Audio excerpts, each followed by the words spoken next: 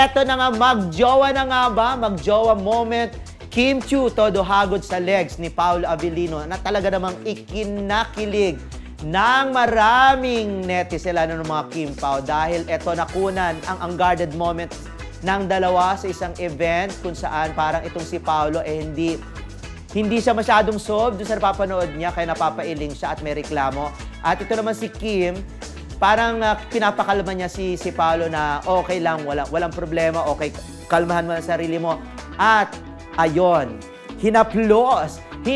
pumatong ang kamay ni Kim sa lap ni Paolo at hinaplos. O, diba? Bonggang-bongga naman talaga ang lola ninyo. At yon, sabi, hindi daw gagawin yon ni Kim kay Paolo kung hindi sila magjo. Ito naman itong mga to, agad-agad.